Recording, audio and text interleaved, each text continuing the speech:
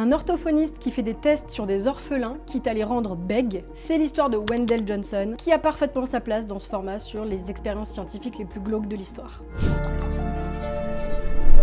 Lui-même ancien bègue, Wendell Johnson devient orthophoniste. Et contrairement aux idées dominantes de l'époque qui associent le bégaiement à un trouble mental, lui est intimement convaincu que le bégaiement peut être influencé par l'environnement et les réactions sociales. Et il pense ça parce que lui-même, quand il était enfant, il parlait très bien, jusqu'au jour où un adulte a fait une remarque à ses parents du style « Je me demande si votre enfant il a pas un début de bégaiement, soyez vigilants ». Et c'est à partir de là, à partir de cette remarque, qu'il s'est mis à bégayer. Pour prouver son intuition, il va prendre 22 enfants orphelins, qu'il va répartir en 4 groupes. Ceux qui vont être encouragés à parler et félicités. Parmi eux, il y a ceux qui bégayent déjà et ceux qui ne bégayent pas.